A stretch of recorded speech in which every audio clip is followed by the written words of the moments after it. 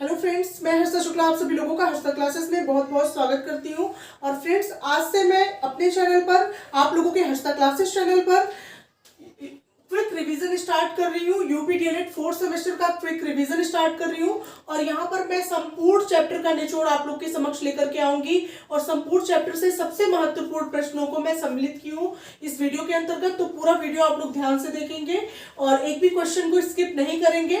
यहाँ पर सबसे पहले मैंने लिया है माध्य माध्यिका और बहुलक चैप्टर का, जो मैंने कल आप लोगों को माध्य माध्यिका और बहुलक चैप्टर कराया था। उस चैप्टर का होमवर्क में जो क्वेश्चन दिया था मैंने, उसी क्वेश्चन को सबसे पहले मैंने लिया है। तो अगर अभी तक आप लोगों ने हर्षा क्लासेस चैनल को सब्सक्राइब नहीं किया है तो बिल्कुल सब्सक्राइब कर ले, नोटिफिकेशन बेल जरूर ऑन कर ले, क्योंकि कई सारे जो प्रशिक्षु हैं वो बोलते हैं कि मैम नोटिफिकेशन नहीं आता है। तो अगर आप लोग नोटिफिकेशन बेल ऑन कर लेंगे तो जरूर नोटिफिकेशन जाएगा आप लोगों तक। तो बिल्कुल नोटिफिकेशन बेल प्रेस करना ना भूलें फ्रेंड्स। तो सबसे पहला जो होमवर्क का क्वेश्चन है फ्रेंड्स, वो मैं आप लोग को पहले करा देती हूँ, उसके बाद इंपॉर्टेंट क्वेश्चन की बात करेंगे। ये भी क्वेश्चन बहुत इंपॉर्टेंट है। तो यहाँ पर आप लोग देख सकते हैं, निम्नलिखित बारंबारता बंटन की माध्यिका ज्ञात कीजिए। और आयु वर्षों में दिया गया है और शिक्षार्थी दिए गए हैं। आयु वर्षों में 12 वर्ष, 13 वर्ष, 14 वर्ष, 15 वर्ष, 16 वर्ष, 17 वर्ष, 18 वर्ष है। और उसके बाद शिक्षार्थी 12 वर्ष के 4 शिक्षार्थी हैं, 13 वर्ष के 5 शिक्षार्थी हैं, 14 वर्ष के 4 शिक्षार्थी हैं और 15 वर्ष के 6 शिक्षार्थी हैं, 16 वर्ष के 5 शिक्षार्थी हैं, 17 वर्ष के 4 शिक्षार्थी हैं और 18 वर्ष के 2 शिक्षार्थी हैं। तो सबसे पहले फ्रेंड्स हम क्या करेंगे, इसका जो है हम इस तरह से बना लेंगे जैसे आप लोग को बताए थे हम, कि यहाँ पे सॉल्व करके कुछ चीजें यहाँ सॉल्व करेंगे। क्या लिखेंगे, आयु वर्षों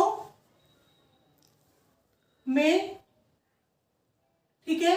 और यहां लिखेंगे आयु वर्षों में, ये हमने यहां लिखा। उसके बाद ये लाइन ऐसे, उसके बाद यहां पे शिक्षार्थी मतलब शिक्षार्थी, या लिख सकते हैं इसी को बारंबारता,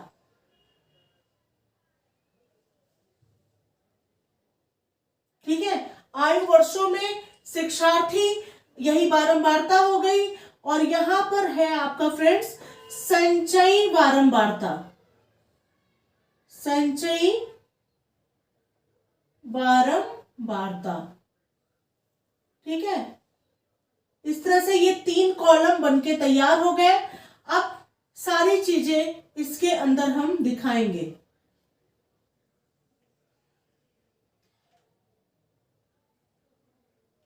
इस तरह से आप एग्जाम में भी ऐसे क्वेश्चन को सॉल्व करेंगे। सबसे पहले आयु वर्षों में आप देखेंगे 12 है, 13 है, 14, 15, 16, 17, 18 तक है। 12 से लेकर के 18 तक है। तो 12, 13, 14, 15, 16, 17 और ये हो गया 18, ठीक है। इस तरह से लिख देंगे। अब यहाँ पे शिक्षार्थी में 4, 5, 4, सबसे पहले 12 के आगे 4 है, फिर 5 है यहाँ पे, फिर आपका 4 है यहाँ पे आपका 4 है। उसके बाद 15 के नीचे आपका 6 है, 5 है, 4 है, 2 है। 6, 5, 4 और ये हो गया आपका 2, ठीक है। इस तरह से आपका हो गया। अब करेंगे संचयी बारंबारता। संचयी बारंबारता कैसे निकलती है, सबसे पहले ये वाला जो बारंबारता है वो एज इट इज ऐसे लिख देते हैं। और उसके बाद जो है इस 4 में ये 5 ऐड कर देंगे, तो 4 और 5 हो जाएगा आपका 9। 9 में ये 4 ऐड करेंगे, 9 4 हो जाएगा आपका 13, ठीक है। ये 9 में 4 ऐड करेंगे, 9 4 हो गया आपका 13। 13 में 6 ऐड करेंगे तो 13 6 हो गया आपका 19। और 19 में 5 ऐड करेंगे, 19 5 हो जाएगा आपका 24। और 24 में 4 ऐड करेंगे तो 24 4 हो जाएगा आपका 28। और 28 में 2 को ऐड करेंगे तो 28 2 हो जाएगा आपका 30, ठीक है। अब फ्रेंड्स, अब इस तरह से करके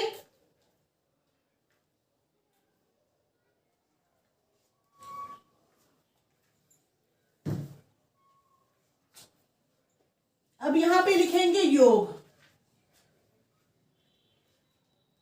यहाँ पे योग लिखेंगे और उसके बाद इसको जब आप ऐड करेंगे तो 30 ही आएगा। 4 5 9, 9 4 13, 13 6 हो गया आपका 19, 19 5 24, 4 28 और 2 हो गया 30, यानी n की वैल्यू आपकी आ गई 30 यानी 30। ठीक है, और 30 क्या है आपकी विषम संख्या है। विषम संख्या वो संख्या होती है जो दो, एक मिनट, 30 आपकी सम संख्या है, विषम नहीं है, सम है, क्योंकि सम संख्या वो संख्या होती है जो 2 से पूरी तरह डिविजिबल होती है। तो 30 आपकी क्या है, सम संख्या है।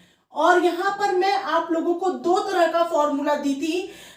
एक तो विषम संख्या जब अगर यहाँ पे हो तो माध्यिका निकालने का फॉर्मूला था n+1/12 आइटम या वापद, अगर संख्या विषम हो।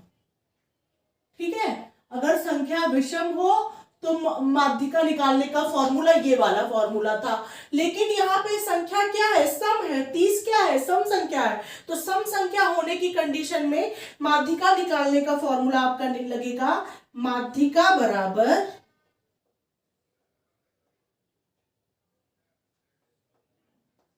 n/2 वे पद का मान, ये TH आइटम मतलब होता है वापद। ठीक है, तो n/2 वे पद का मान और प्लस होता है n/2 + 1 वे, इसको ब्रैकेट के अंदर कर दीजिए, इसको भी ब्रैकेट के अंदर कर दीजिए, वे पद का मान। ठीक है, और सबके बटे हो जाता है यहाँ पे फ्रेंड्स 2। ठीक है, ये माध्यिका का फॉर्मूला होता है। अगर संख्या सम दी गई हो तो ये वाला फॉर्मूला आप अप्लाई करते हैं, इसको बिल्कुल रट लीजिए।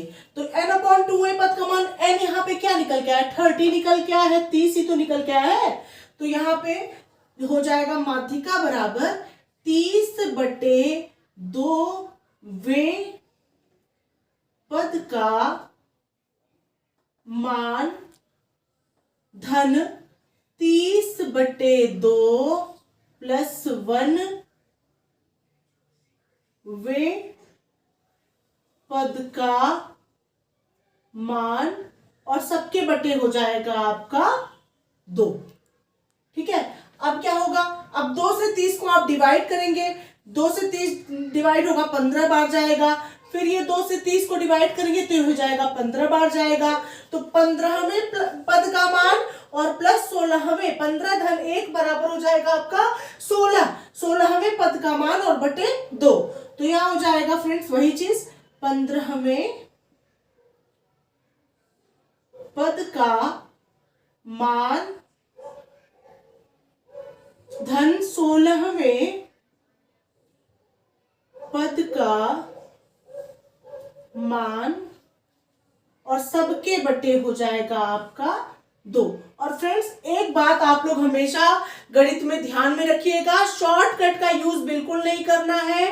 पूरा जैसे मैं करा रही हूं, एक एक चीज लिख लिख करके, चाहती ऐसे आपको एक स्टेप आपका खा जाती, मतलब नहीं कराती, लेकिन मैं करा रही हूं ताकि आप लोग परीक्षा में ऐसे करके आए। लोग केवल आंसर लिख के आते हैं और बोलते हैं कि मैम मैं तो पूरा सही करके आया लेकिन मेरा गलत हो गया, नंबर नहीं मिला। ऐसा नहीं होता है, पूरा लिखेंगे तो नंबर मिलेगा। तो यहाँ पे 15वें पद का मान और 16वें पद का मान। तो फ्रेंड्स हम क्या करते हैं, अब 15वां पद और 16वां पद किस संचयी बारंबारता के अंतर्गत आएगा, इसको आप देखेंगे। तो फ्रेंड्स यहाँ पर आप देखेंगे कि 15 और 16 कौन सी ऐसी संख्या है जिसके नियरेस्ट है, मतलब जिसके बिल्कुल निकटतम है। तो बड़ा ही पद हम लेते हैं, जो बड़ा होता है उसी को हम लेते हैं। यहाँ पे 13 का के करीब 15 है, 13 2 15 होता है, ठीक है, लेकिन 15 4 19 होता है, 16 3 19 होता है। 16 और 13 में 3 का डिफरेंस है, मतलब 16 और 15 की जब बात करते हैं, 15 और 16 की, तो 16 जो है 16 13 धन 3 जोड़ेंगे तो 16 आएगा, और 19 में से 3 माइनस करेंगे तो 16 आएगा। लेकिन जो बड़ी संख्या होती है वही हम लेते हैं, छोटी वाली संख्या हम नहीं लेते। कि आप 16 को सोचे कि 13 के करीब है तो 13 हम ले ले और 13 का पद ले ले, वो आंसर गलत हो जाएगा। तो इसीलिए 16 के सबसे करीब जो बड़ी संख्या 15 और 16 से होती है वही आपका नियरेस्ट होता है। ठीक है, तो यहाँ पे क्या हो गया आपका, यहाँ पे हो गया आपका 19। ठीक है, यहाँ पे 19 हो गया आपका। अब 19 के सामने ये आपका आयु जो है यही है आपका पद।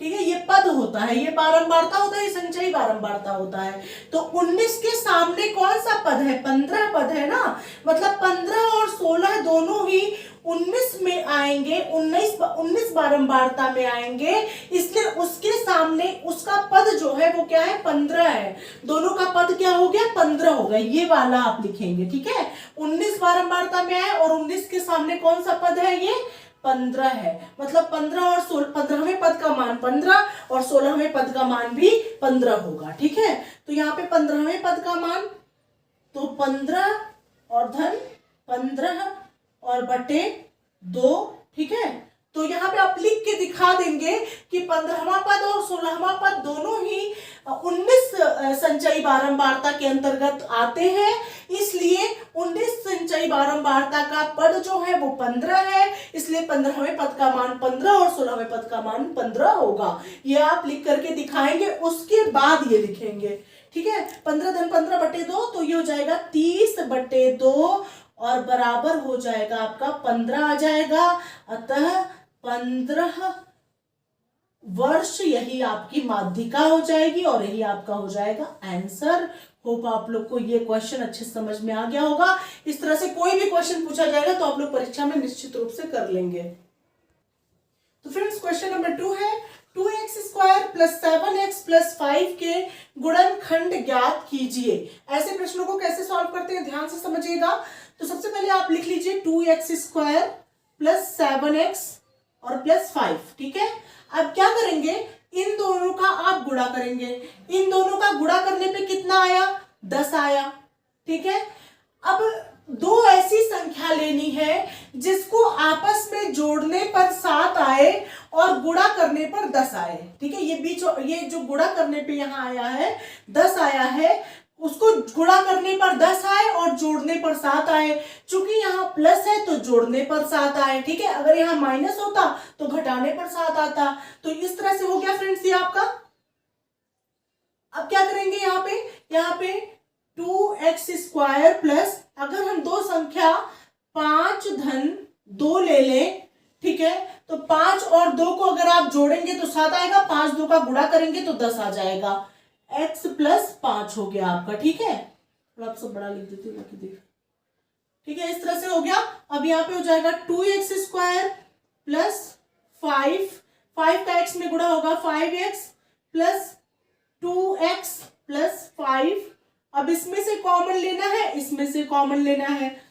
यहाँ पे जो संख्या दोनों में होती है वही हम कॉमन लेते हैं, जो संख्या दोनों में होती है वही हम कॉमन लेते हैं। तो यहाँ पे क्या है, दोनों में x, यहाँ दोनों में है x, आप कॉमन ले लीजिए। 2 और 5 अलग अलग संख्या है तो कॉमन नहीं हो पाएंगी। तो यहाँ पे हो जाएगा 2x धन 5 बचेगा, x कॉमन हो गया तो यहाँ 2x बचा और यहाँ केवल 5 बचा क्योंकि x कॉमन है। और प्लस यहाँ पे 2x धन 5 है, यहाँ कुछ भी कॉमन नहीं है, और जहां कुछ भी कॉमन नहीं होता है वहां पे 1 कॉमन होता है। तो यहाँ पे आप 1 कॉमन ले लेंगे तो यहाँ पे 2x धन 5 हो गया आपका। ठीक है, अब यहाँ पे एक ब्रैकेट में आपका हो गया 2x धन 5 और दूसरे ब्रैकेट में हो गया आपका x धन 1 और यही हो गया आपका आंसर। होप आप लोग को ये क्वेश्चन भी अच्छे समझ में आ गया होगा। नेक्स्ट क्वेश्चन नंबर 3 है, एक वृत्त का क्षेत्रफल 154 वर्ग सेंटीमीटर है, वृत्त की त्रिज्या ज्ञात करो। तो वृत्त का क्षेत्रफल का फॉर्मूला होता है फ्रेंड्स, वृत्त का क्षेत्रफल बराबर होता है πr²। ठीक है, तो πr² की वैल्यू आपको 154 वर्ग सेंटीमीटर दी गई है। तो यहाँ पे हो जाएगा πr² बराबर 154। ठीक है, अब पाई की वैल्यू जहां कुछ नहीं दी गई रहती है वहां पे हमेशा क्या होती है, पाई = लिखा जाता है 22/7 या 3.14, ठीक है। तो 22/7 ज्यादा इजी रहता है, तो यहाँ पे हो जाएगा 22/7 मल्टीप्लाई आर स्क्वायर बराबर 154। तो आर स्क्वायर बराबर हो गया 154, और यहाँ 7 ये इधर जाएगा तो क्या हो जाएगा, गुणे के रूप में हो जाएगा, और बटे 22, ये 22 इधर आएगा तो डिवाइड के रूप में हो जाएगा।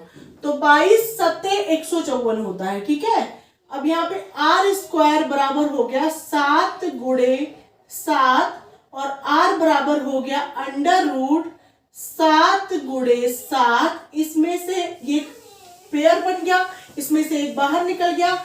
आर बराबर 7 सेंटीमीटर, और यही आपकी त्रिज्या हो गई वृत्त की, और ये हो गया आपका आंसर। होप आप लोग को ये क्वेश्चन भी अच्छे समझ में आ गया होगा। फ्रेंड्स, नेक्स्ट क्वेश्चन नंबर 4 मैंने लिया है बेलन तथा शंकु चैप्टर से।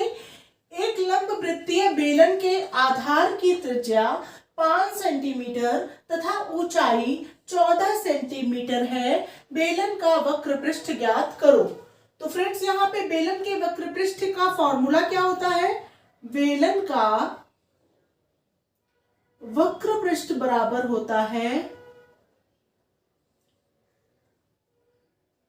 2πr/h, और यहाँ पे त्रिज्या आपको r दिया गया है 5 सेंटीमीटर, और ऊंचाई आपको h दिया गया है 14 सेंटीमीटर, ठीक है। अब इसको फॉर्मूले पर में रखने पर वैल्यू को, तो यहाँ पे हो जाएगा 2 गुणे 22/7, और गुणे r की जगह 5 और गुणे h की जगह 14, ठीक है। अब यहाँ पे 7 एकम 7 हो गया, 7 दूना आपका 14 हो गया, 5 दूना 10 दूना 20 आपका हो गया, 20 आपने लिख दिया, 20 गुणे 22 लिख दिया आपने। अब यहाँ पे 0, 2 दूना 4 और 2 दूना 4, 22 दूना 44 और 0 बढ़ा देंगे, 440 वर्ग, और क्या हो जाएगा, सेंटीमीटर, ठीक है। तो यही आपका हो गया आंसर, और यही हो गया आपका बेलन का वक्र पृष्ठ। होप आप लोग को ये क्वेश्चन भी अच्छे समझ में आ गया होगा। नेक्स्ट क्वेश्चन नंबर 5 है फ्रेंड्स। यदि 24 सेंटीमीटर ऊंचाई वाले एक लंबवृत्तीय शंकु का आयतन 1232 सेंटीमीटर क्यूब है, तो त्रिज्या कितनी होगी? ठीक है, यही क्वेश्चन आपको दिया गया है। तो फ्रेंड्स, शंकु का आयतन का फॉर्मूला क्या होता है? शंकु का आयतन बराबर होता है 1/3 πr²h, ठीक है। यही आपका फॉर्मूला होता है शंकु के आयतन का। तो यहाँ पे शंकु का आयतन कितना दिया गया है? 1232 दिया गया है। तो यहाँ पे आप लिख देंगे 1232 बराबर 1/3 गुणे पाई की जगह क्या लिखेंगे, 22/7, और गुणे r², आपको त्रिज्या ज्ञात ही करनी है, r² लिख देंगे, और गुणे h कितना है, 24 सेंटीमीटर ऊंचाई आपको दिया गया है, यानी h आपका हो गया 24 सेंटीमीटर, ठीक है। अब इसको सॉल्व कर लीजिए। इसको जब सॉल्व करेंगे तो क्या हो जाएगा, r² बराबर हो जाएगा 1232 गुणे, ये दोनों ऊपर चला आएगा, 3 गुणे 7, और बटे हो जाएगा आपका 22 गुणे 24, ठीक है। अब सॉल्व कर लीजिए, 3 अट्ठे 24 हो गया आपका, ठीक है। अब देखिए किससे जाएगा, 2 से कट करिए, 2 छंग 12, 1 13, 2 छंग 12 हो गया, ये पूरा कट गया। यहाँ पे 3 बचा, 2 एकम 2, 1 3 और 2 छंग 12, ठीक है। अब यहाँ पे किससे जाएगा ये, अब यहाँ नीचे वाला करिए, 2 एकम 2, 2 एकम 2, ठीक है। अब उसके बाद फिर 11 से ये कट जाएगा, 11 25 55, 55 और 6 कितना होता है, 61 होता है, 11 छक्का 66, ठीक है। अब 8 से ये 56 कट जाएगा, 8 सत्ते 56। अब 7 गुणे 7 आया, r² बराबर कितना आया, 7 गुणे 7, तो r बराबर हो जाएगा √7 गुणे 7, इसमें से कॉमन हो गया, एक बाहर निकल गया, बराबर 7 सेंटीमीटर, और यही आपकी हो गई त्रिज्या। ठीक है फ्रेंड्स, होप आप लोग को ये क्वेश्चन भी अच्छे समझ में आ गया होगा। नेक्स्ट क्वेश्चन नंबर 6 है friends, cot 45 degree minus sine square 45 degree minus cos square 45 degree plus sign 90 degree को हल कीजिए। फ्रेंड्स जान लीजिए कि cot 45 डिग्री का मान होता है 1, साइन 45 डिग्री का मान होता है 1/√2, कॉस 45 डिग्री का मान होता है 1/√2, और साइन 90 डिग्री का मान होता है 1। ठीक है, इसको आप याद कर लीजिए, क्योंकि ये नहीं याद रहेगा तो क्वेश्चन नहीं सॉल्व होगा। ठीक है, तो यहाँ पे cot 45 डिग्री की जगह आप क्या लिख सकते हैं, 1 लिख सकते हैं, माइनस साइन स्क्वायर 45 डिग्री, तो साइन 45 डिग्री का वैल्यू कितना होता है, 1/√2 होता है, तो 1/√2 का होल स्क्वायर, क्योंकि स्क्वायर है ना यहाँ पे, तो 1/√2 का होल स्क्वायर हो गया। उसके बाद cos square 45 degree, cos 45 degree की भी वैल्यू क्या होती है, 1/√2 होती है, तो माइनस 1/√2 का होल स्क्वायर, क्योंकि यहाँ पे कॉस स्क्वायर है और यहाँ माइनस लगा है, यहाँ माइनस लगा, इसलिए हमने माइनस यहाँ लगाया। ठीक है, ध्यान दीजिएगा हर एक चीज पर। अब प्लस साइन 90 डिग्री है तो प्लस यहाँ सीधा लगा देंगे, साइन 90 डिग्री की वैल्यू भी क्या होती है, 1 होती है। ठीक है, अब इसको सॉल्व कर लीजिए सारा। अब यहाँ पे 1 माइनस 1/√2, 1 का स्क्वायर 1 ही आया, √2 का स्क्वायर क्या होता है, √2, और गुणे √2 की वैल्यू हमेशा 2 आती है, ये रूट हट जाता है। ठीक है, तो क्या हो जाएगा 1/2। ठीक है, और माइनस 1/2 और प्लस हो गया आपका 1।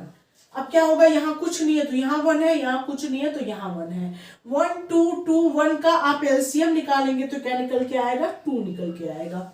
ठीक है, इसका एलसीएम 2 निकल के आएगा। 1 2 जा 2, 2 1 जा 2, मतलब 1 2 2, 2 1 2, तो यहाँ 2 हो गया, माइनस 2 1 जा 2, 1 1 जा 1 हो गया, यहाँ पे माइनस 2 1 जा 2, 1 1 जा 1 हो गया, यहाँ पे प्लस 1 2 जा 2, 2 1 जा 2 हो गया। ठीक है, अब यहाँ पे देखिए इसको कैसे सॉल्व करेंगे, 2 और 2 को जोड़ दीजिए, 2 2 हो गया आपका 4, और माइनस माइनस भी आपस में जुड़ जाता है, -1 जब जुड़ेगा तो ये हो जाएगा -2, और बटे आपका 2 नीचे है ही, 4 में से 2 क्या हो गया आपका 2/2, यानी 2/2, और 2 से 2 जब कट गया 2 1 जा 2, यानी 1 आपका हो गया आंसर। होप आप लोग को ये क्वेश्चन भी अच्छे समझ में आ गया होगा। बढ़ते हैं अगले प्रश्न की तरफ। नेक्स्ट क्वेश्चन नंबर 7 है, भाग विधि से वर्गमूल ज्ञात कीजिए। तो यहाँ पे भाग विधि से वर्गमूल आपको ज्ञात करना है 15,625 का। ठीक है, इसको देखिए कैसे सॉल्व करेंगे। 15,625, ध्यान दीजिएगा, सबसे पहले हम भाग विधि के वर्गमूल में क्या करते हैं, लास्ट वाली डिजिट से पेयर बनाते हैं। इसका एक पेयर बन गया, इसका एक पेयर बन गया, और एक ये सिंगल बचा। ठीक है, हम अंतिम वाले डिजिट से ही जोड़ा बनाते चलते हैं। शुरू में चाहे वो सिंगल बचे, चाहे वो पेयर के रूप में हो, वो अंकों के ऊपर डिपेंड करेगा, लेकिन आपको पेयर बनाना है लास्ट ही डिजिट से। कुछ लोग क्या करते हैं, शुरू से पेयर बनाते हैं तो क्वेश्चन को गलत कर देते हैं। हमेशा अंतिम डिजिट से पेयर बनाइएगा। ठीक है, तो यहाँ पे 1 है केवल, तो हम क्या करेंगे कि कौन सी ऐसी संख्या लें जिसका स्क्वायर करने पर 1 या 1 से ज्यादा, 1 या 1 से कम आए लेकिन 1 से ज्यादा ना आए। तो हम एक का अगर हम स्क्वायर करते हैं तभी तो 1 आएगा, अगर 2 का स्क्वायर कर देंगे तब तो 4 हो जाएगा, तब तो ज्यादा हो जाएगा। तो यहाँ पे 1 का स्क्वायर करेंगे, यहाँ पे 1 लिखेंगे, मतलब जो संख्या यहाँ लिखेंगे वो संख्या यहाँ लिखेंगे, और वही संख्या यहाँ पे हम जोड़ेंगे, और वही संख्या हम एक नंबर 1 यहाँ पे लिखेंगे। ठीक है, उसके बाद ध्यान दीजिएगा, यहाँ पे 1 1 जुड़ करके 2 हो गया। ठीक है, और यहाँ एक में से एक गया, कुछ नहीं बचा। ये अब ये जोड़े के साथ हम उतारेंगे। ये 56 है ना, 56 को हम एज इट इज ऐसे उतार लेंगे जोड़े के साथ। 56 को हम उतार लिए। अब कौन सी ऐसी संख्या यहाँ पे लिखें जिसका यहाँ वाली संख्या, वही संख्या हम यहाँ पर लिखेंगे और इस संख्या से हम तब इन दोनों संख्याओं में गुणा करेंगे तो इतना या इससे कम आए लेकिन इससे ज्यादा ना आए। ये होता है शर्त इसमें। तो यहाँ पे हम अगर 2 बार लेते हैं फ्रेंड्स, 2 बार लेते हैं तो 2 यहाँ पे लिखेंगे, 2 यहाँ पे लिखेंगे। इस 2 का अब इस वाले 2 का हम इन दोनों में गुणा करके यहाँ लिखते हैं। तो 2 का 2 में गुणा करेंगे 2 दूना 4 हो जाएगा, 2 का 2 में गुणा करेंगे 2 दूना 4 हो जाएगा। अगर हम यहाँ पे 3 लेते तो 3 त्रिका 9 और 3 दूना 6 हो जाता, 69 हो जाता ना, तो ये ज्यादा हो जाता, इसलिए 3 नहीं लेंगे, 2 ही बार जाएगा ये, ठीक है। तो यहाँ पे 44 हो गया। अब ये 2 यहाँ पे जोड़ लेंगे, 22 2 हो गया आपका 24 और यहाँ पे 6 में से 4 गया, हो गया आपका 2 और 5 में से 4 गया, हो गया आपका 1, ठीक है। अब यहाँ पे 25 एक साथ उतारेंगे, 25 उतार लिया, ठीक है। अब कौन सी ऐसी संख्या यहाँ पे लिखे और वो संख्या यहाँ पे लिखे कि यहाँ वाली संख्या से इन तीनों संख्या में जब हम गुणा करें तो इतना या इससे कम आए लेकिन इससे ज्यादा ना आए।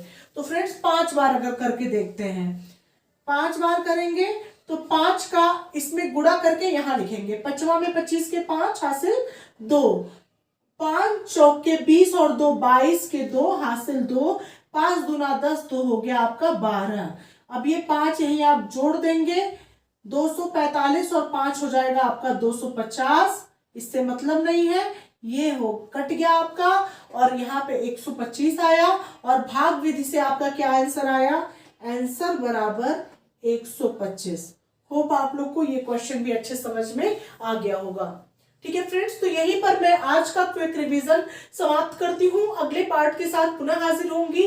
आप लोगों को मेरा प्रयास कैसा लग रहा है प्लीज कमेंट सेक्शन में जरूर बताइएगा, ताकि मैं और मोटिवेट होकर के आप लोगों को अच्छे अच्छे क्वेश्चंस कराऊं और आप लोग एग्जाम में 25 में से 25 अंक निश्चित रूप से हासिल करें। यही हर्षिता क्लासेस का उद्देश्य है।